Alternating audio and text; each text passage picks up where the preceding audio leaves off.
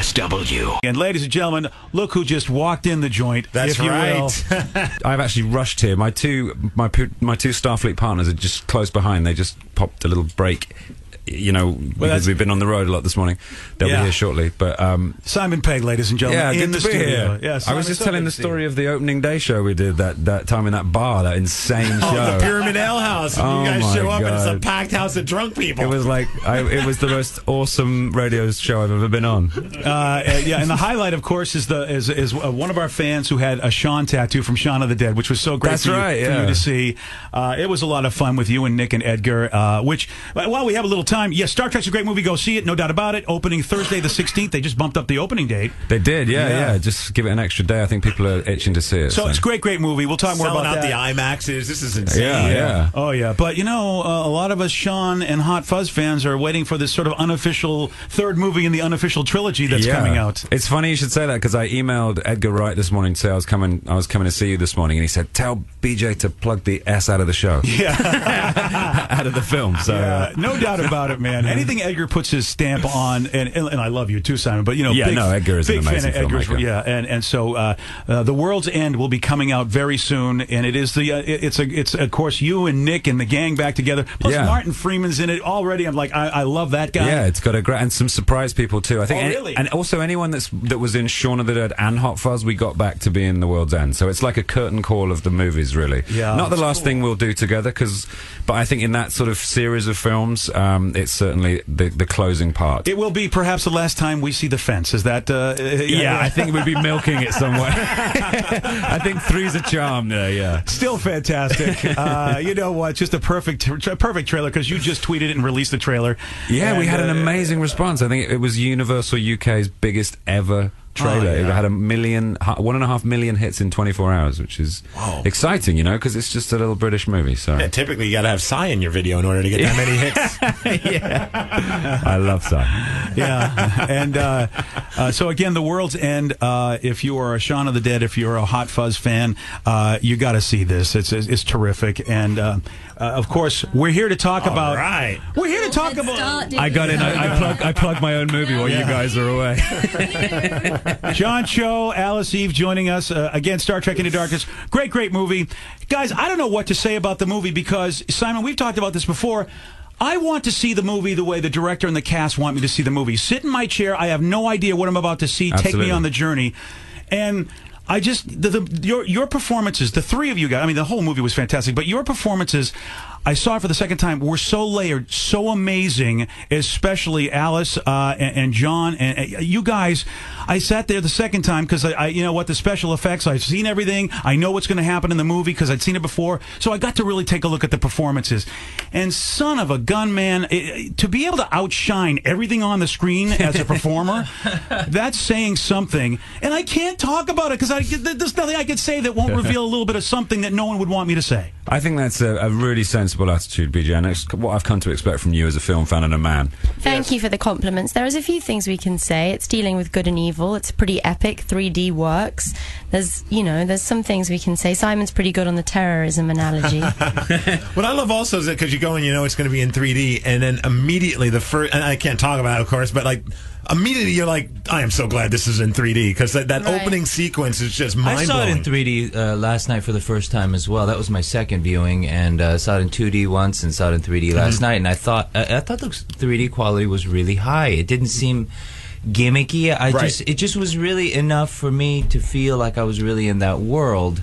And since it's one that we don't live in, it was really fun. Oh yeah, gosh, I agree. I'm not a massive 3D fan. I always question whether or not it changes or enhances the story or the characters. I don't think it does. It's a very visual thing. It's kind of aside from the point in a way. But in this movie, because, like John said, it's environments that we would never see in 3D. You're never going to see the Klingon homeworld in 3D. You're never going to see, a massive erupting volcano in 3D, unless you're about to die of heat. Yeah. Then congratulations, you've seen a massive erupting volcano. You're dead.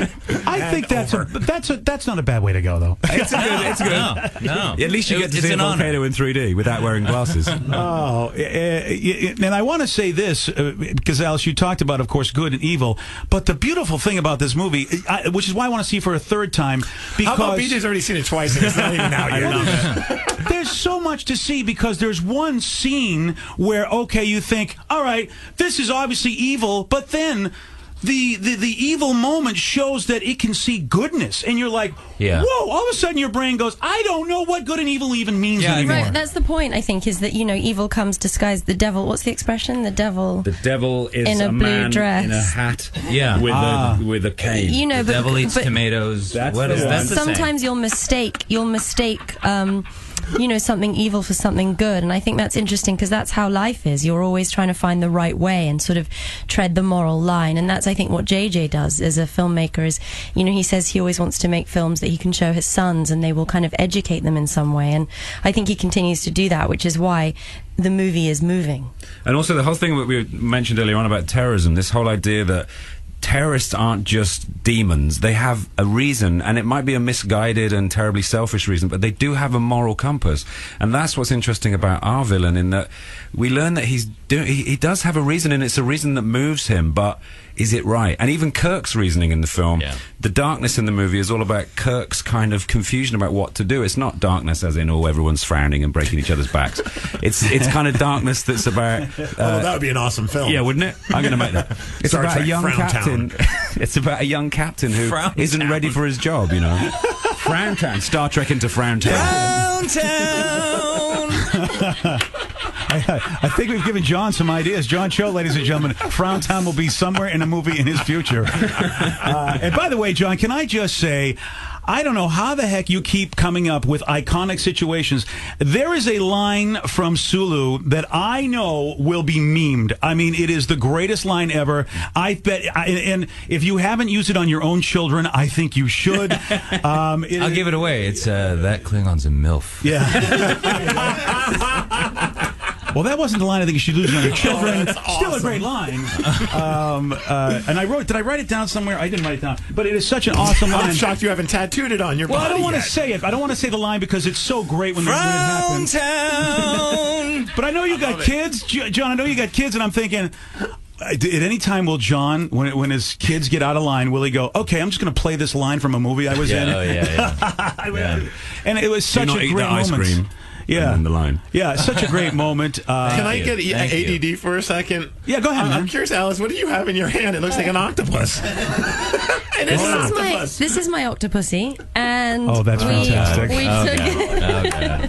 We took it. James Bond fan, are you? Is it hot in here? We were gifted it from the previous guys we just visited a different radio station. Oh, that's very nice of them. I know. What have you got? Oh, you know what? We do have something. Our guy in the other room, he drew something for you guys, actually. What about Jesus that I found? Would you like that cardboard cutout of Jesus? I think so. It's life size. I think so. I mean, I never realized that you could find Jesus. How funny would it be if you show up to the next interview and you've got a giant cardboard cutout of Jesus and an octopus? Yeah. And don't make any reference of it. And then this next presentation we have, which is a little strange, a little odd, but it's become this is our call screen of the Reverend Fuego, who is a huge fan of sci-fi and everything that Simon and John have done. And Alice, you're becoming on our list because your performance was great. Thank you. And also, we love you in Entourage as well. Thank you. So there's that. And she's out of my league. She got to work with one of my favorites, Jay Baruchel. I love that guy. That guy's good. Hail Canada. Yes. All right, so Rev, I'm going to turn the floor over to you again. We have Simon Pegg, Alice Eve, John Cho, Star Trek Into Darkness. Opens Thursday. Go see it. Harryhausen tribute on your T-shirt there. That's RPG right there. It's the RPG. Look at his picture. Yeah. Wow, okay, so I'm absolutely terrified right now, but one of the things I do is I draw bacon. It's because I could kill you at any moment. Yes, absolutely. And I might. In Frowntown. So I've done this for a lot of different people, but watching Star Trek Into Darkness really got me inspired. So I decided to do bacon versions of you guys in your Starfleet uniforms. I love it. And so I'd like to hopefully get your signatures for this. You got it. Yeah. At some point, I would like to. How's that, Alice? There you go. There you go. That is an amazing bacon rendering of all three of us. Jesus and a bacon Alice. There you go. I don't know how I feel about being a bacon head. I don't know if any town could deliver as much sort of fun and love as pork products as this morning. It's been crazy. I love bacon, and so who doesn't? Exactly. So that's true. why. Star Trek into Thank you very bacon. much. I think This is that a strange and delicious honor. At least you guys are cooked. I mean, that's a good thing, that's right? true. You really are. perfect. Thank you so Thank much. you so much. Yes, this We're gonna is- sign that. Amazing. The BJ Shea Morning Experience on 99.9 KISW.